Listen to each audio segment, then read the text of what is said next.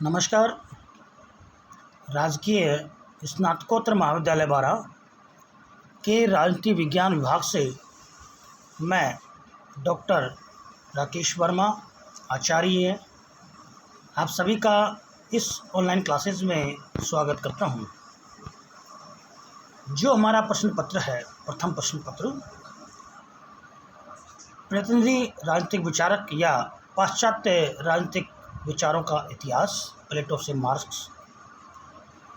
यह पुस्तक पाश्चात्य राजनीतिक विचारकों के उन विचारों पर आधारित है जो उन्होंने अपने नगर राज्य या उस समय की तत्कालीन परिस्थितियों में राज्य और व्यवस्था पर अपने विचार व्यक्त किए थे।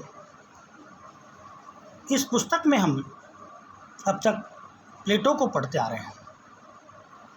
प्लेटो के उन विचारों को हमने इसमें हल किया है जो उन्होंने अपने तत्कालीन परिस्थितियों में राज्य व्यवस्था पर दिए थे।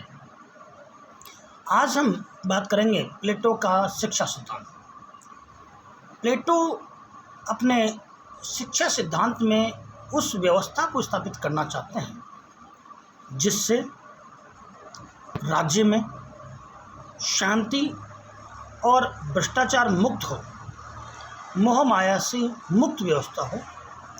इसमें प्लेटो ने कहा है कि जिस प्रकार मस्तिष्क में 3 आवश्यकता हैं, जैसे बुद्धि, तृष्णा और साहस, उसी प्रकार राज्य के लिए भी महत्वपूर्ण है दार्शनिक शासक, सैनिक और उत्पादक वर्ग। जो शासन व्यवस्था है वो दार्शनिक शासकों के पास रहे, क्योंकि दार्शनिक शासक है वो निस्वार्थ भाव से समाज सेवा और देश सेवा का कार्य करते हैं। इसके लिए उसने ऐसी व्यवस्था स्थापित की है कि जो शासक वर्ग है या सैनिक वर्ग है वो लोग भ्रष्टाचार से मुक्त हो, मोह माया से मुक्त हो, पत्नी और संपत्ति के साम्यवाद से मुक्त हो। प्लेटो के शिक्षा सिद्धांत की बात करते हैं हम। प्लेटो की रिपब्लिक केवल सरकार के संबंध में लिखी गई पुस्तक नहीं है, जैसा कि रूसो कहता है कि यह शिक्षा शास्त्र का प्रबंध ग्रंथ है। उसके सारे दर्शन का सार, जैसा कि रिपब्लिक में बताया गया है। जो प्राचीन यूनानी समाज में सुधार लाना था उनको, रिपब्लिक का उद्देश्य न्याय का पता लगाना और तत्पश्चात एक आदर्श राज्य में उसकी स्थापना करना था। उसकी शिक्षा नीति इस लक्ष्य की प्राप्ति के लिए थी। प्लेटो के लिए सामाजिक शिक्षा सामाजिक न्याय का एक साधन थी। प्लेटो की शिक्षा सिद्धांत उसके राजनीतिक सिद्धांत के लिए भी महत्वपूर्ण है। अपने गुरु सुकरात का अनुसरण करते हुए पेड़ों का सिद्धांत जो है, मैं विश्वास किया था कि सद्गुण ही ज्ञान है और लोगों को सद्गुणी बनाने के लिए उसने शिक्षा को भी बहुत शक्तिशाली साधन बनाया।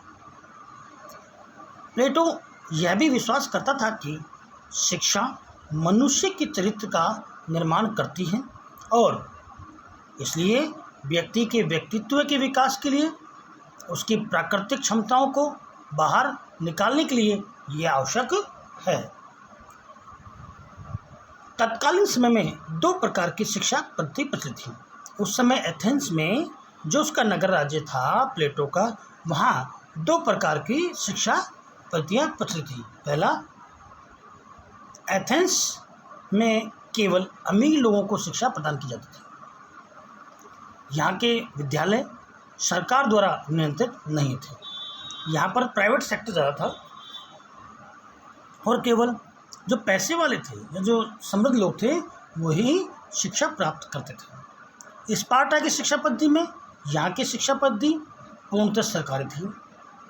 इसमें अमीर गरीब सभी को शिक्षा प्रदान की जाती थी तथा महिलाओं को भी इसमें सम्मिलित किया गया। यहाँ सैनिक शिक्षा भी दी जाती थी। तो उस समय दो प्रकार की शिक्षा पद्धति थी। एक तो एथेंस में जो केवल प्राइवेट सेक्टर पर आधारित थी, मतलब यहाँ है कि निजी स्तर पर शिक्षा प्रदान की जाती थी, सरकार का उस पर कोई प्रतिबंध नहीं था या सरकार का उसमें कोई संयोग था। जबकि स्पार्टा में क्या था कि वहाँ गरीब और अमीर बराबर शिक्षा प्राप्त करते थे और महिलाओं को भी शिक्षा दी जाती थी। उसमें सैनिक शिक्षा भी दी जाती थी क्योंकि सैनिक शिक्षा आवश्यक थी राष्ट्र के विकास के लिए। प्लेटो की शिक्षा पद्धति की बात करते हैं। प्लेटो की शिक्षा पद्धति पर एथेंस और स्पार्टा दोनों राज्यों का प्रभाव था। प्रारंभिक शिक्षा का पाठ्यक्रम दो भागों में विभाजित किया गया था। शरीर के प्रशिक्षण के लिए व्यायाम संबंधी और मस्तिष्क के प्रशिक्षण के लिए संगीत शिक्षा का प्रबंध था। प्रारंभिक शिक्षा समाज के सभी तीनों वर्गों के लिए थी। प्लेटो के शिक्षा सिद्धांत में क्या हुआ कि एथेंस और स्पार्टा दोनों की शिक्षा पद्धतियों का संगम किया। इसमें उन्होंने ये कहा कि शरीर का जो प्रशिक्षण है व्यायाम से स्टार्ट कर, जो वर्जिश है, जो अपन व्यायाम करते हैं उससे हमारा शरीर सुरक्षित और ठीक रहता है, हमें बीमारियों का घर नहीं बनते। और मस्तिष्क की शिक्षा के लिए ज़रूरी है कि संगीत सुना जाए या संगीत की शिक्षा ली जाए जिससे मस्तिष्क शांत और अच्छे काम में लगे। और ये माना जाता था एथेंस में कि शिक्षा पद्धति इस प्रकार की जानी चाहिए कि सभी को समान समझा जाए, गरीब और अमीर का भेद ना किया जाए और तीनों वर्ग कौन से हैं? शासक वर्ग, सैनिक वर्ग और उत्पादक वर्ग, तीनों के लिए शिक्षा का प्रबंध किया जाना चाहिए। 20 वर्ष की आयु के पश्चात एक परीक्षा होनी चाहिए। 20 वर्ष की अवस्था के बाद जिन लोगों का उच्च शिक्षा के लिए चयन होता था, यह लोग थे जिन्हें संरक्षक वर्ग, सैनिक और शासक वर्ग में 20 वर्ष से 35 वर्ष की आयु के बीच उच्च पदों पर कार्य करना था। इन दोनों वर्गों को व्यायाम तथा संगीत संबंधी शिक्षा दी जाती थी। व्यायाम संबंधी अधिक शिक्षा सैनिक वर्ग को दी जाती थी। यहाँ प्लेटो ये कहता है कि 20 वर्ष तक तो सामान्य शिक्षा दी जाए जो सभी को। 20 वर्ष के बाद ये देखा जाए कि समाज में वो कौन से लोग हैं जो सैनिक वर्ग में शामिल हो सकते हैं और वो कौन से लोग हैं जो शासक वर्ग में शामिल हैं। तो उन्होंने क्या किया कि व्यायाम और संगीत की शिक्षा प्रारंभ की उनके लिए, जिससे उनका मस्तिष्क और शरीर बढ़िया सुस्पष्ट रहे। तो संगीत संबंधी शिक्षा शासक वर्ग को उसकी पाठ्य सामग्री के लिए प्लेटो ने केवल वैज्ञानिक अध्ययन, गणित, खगोल विज्ञान और तर्कशास्त्र को ही चुना था। 35 वर्ष के बाद विद्यार्थी साहित्य, चिंतन तथा अनुभव हेतु विदेश भ्रमण को जाते थे। इस 50 वर्ष की शिक्षा को प्राप्त करने के बाद विद्यार्थी शासक बनने के योग्य होता था। यहाँ एक बात देखते हैं कि प्लेटो ये करता था कि जो प्रारंभिक शिक्षा है 20 वर्ष तक की शिक्षा है वो तीनों वर्गों को दी जाए, जिसमें शासक वर्ग जिसको बनना है, सैनिक वर्ग जिसको बनना है और उत्पादक वर्ग जिसको बनना है। प्रारंभिक 20 वर्ष में सभी को बराबर शिक्षा दी जाए। 20 वर्ष के बाद ये पता लगाया जाए कि कौन से लोग जो अच्छे अट्ठे कट्टे हैं, जो सुरक्षा में काम दे सकते हैं देश की, उनको सैनिक शिक्षा दी जाए 35 वर्ष तक और उनको बॉर्डर पर नियुक्त कर दिया जाए या देश की रक्षा के लिए किया जाए। और 35 वर्ष के बाद जो भी इंटेलिजेंट लोग हैं, बुद्धिमान, ज़्यादा बुद्धिमान हैं, उनको 50 वर्ष तक शिक्षा दी जाए। यहाँ सैनिक वर्ग को किसकी शिक्षा दी जाती है? गणित की, खगोल की और तर्कशास्त्र। उसके बाद 35 से 50 वर्ष की जो आयु आती है 15 साल की, उसमें जो दार्शनिक शासक बनने योग्य होते हैं उनको साहित्य, चिंतन, अनुभव हेतु विदेश भ्रमण के लिए भेजा जाए और वहाँ से शिक्षा प्राप्त करके अच्छे शासक योग्य बनने के लिए हो। अब शिक्षा जो प्लेटो ने अपनी शिक्षा व्यवस्था बताई थी उसकी विशेषताओं के बारे में बात करते हैं। उसकी शिक्षा की योजना संरक्षक वर्ग के लिए थी। उसने उत्पादक वर्ग पर बिल्कुल ध्यान नहीं दिया। उसकी पूरी शिक्षा योजना राज्य द्वारा नियंत्रित थी तथा इसका उद्देश्य मनुष्य का शारीरिक, मानसिक, बौद्धिक और नैतिक विकास था। ये तीनों चरणों को मिलाकर उनकी प्रारंभिक शिक्षा बनती थी। 6 से 20 वर्ष की आयु में उच्च शिक्षा की, 20 वर्ष से 35 आयु में प्रायोगिक शिक्षा की और 35 से 50 वर्ष तक की आयु में दार्शनिक शिक्षा की बात की है। इसका उद्देश्य शासकों को प्रशासनिक राजकौशल सिखाना, सैनिकों को सैन्य कौशल सिखाना तथा उत्पादक वर्ग को भौतिक वस्तुओं की उत्पादन कौशल को सिखाना था।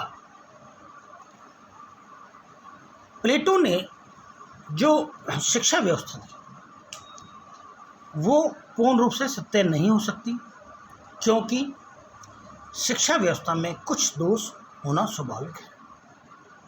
ये दोष उनके शिष्य ने भी निकाले, इसके अलावा अन्य लोगों ने इस बारे में बात की। क्योंकि कोई भी सिद्धांत जब दिया जाता है तो उसकी आलोचना, समालोचना नहीं की जाए तो वो सिद्धांत सर्वमान्य नहीं हो सकता। आलोचना की बात करते हैं। प्लेटो की शिक्षा योजना की अति कठोर आलोचना की गई थी। प्लेटो की शिक्षा योजना गैर लोकतांत्रिक तरीके से बनाई गई थी, क्योंकि इसमें उत्पादक वर्ग को अनदेखा किया गया था। यह अपने स्वरूप में सीमित थी तथा अपने विस्तार में प्रतिबंधात्मक थी, क्योंकि इसमें गणित पर साहित्य की अपेक्षा अधिक बल दिया गया।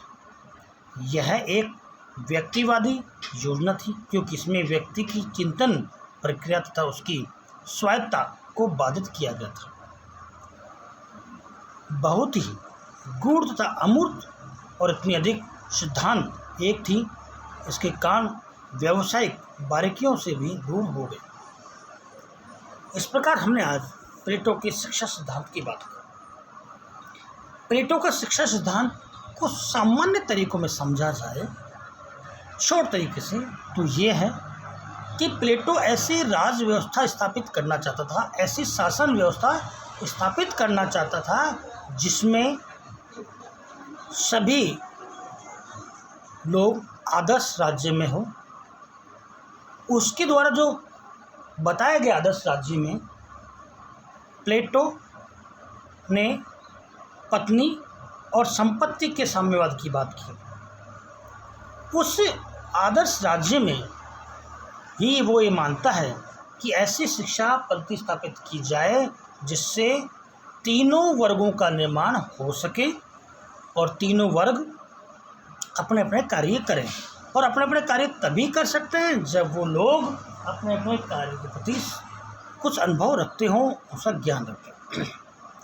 उनका ये मानना था कि प्लेटो का कि प्रारंभिक शिक्षा बच्चों को माँ द्वारा दी जाती है, राज्य द्वारा दी जाती है। यहाँ प्लेटो ने संपूर्ण शिक्षा का दायित्व राज्य को दिया। जिस प्रकार हम देखते हैं कि प्रारंभिक 6 वर्ष की आयु तक माँ बच्चों को शिक्षा देती है, उसी प्रकार प्लेटो का जो आदर्श राज्य है उसमें माँ की तो व्यवस्था है ही नहीं। तो अब वो ये मानता है कि 6 वर्ष तक की आयु में जो शिक्षा दी जाए वो राज्य देगा और बाकी शिक्षा भी राज्य ही देगा। इसका अर्थ ये हुआ कि शिक्षा कौन देगा? राज्य देगा। 20 वर्ष तक की आयु के लिए सभी को समान शिक्षा दी जाए, जिसमें व्यायाम और संगीत का हो, जिससे शरीर ठीक रहे और मस्तिष्क भी ठीक रहे। उसके बाद 20 वर्ष से लेकर के 35 वर्ष तक की आयु तक उनको शारीरिक शिक्षा दी जाए, उनको बलशाली बनाया जाए, जिससे वो राज्य की रक्षा करने के लिए तैयार रहे।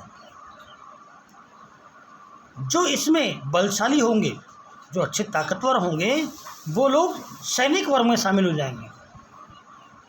जो लोग बलशाली नहीं होंगे, बुद्धि से प्रखर होंगे, बुद्धि तेज होगी, वो शासक वर्ग में शामिल होंगे।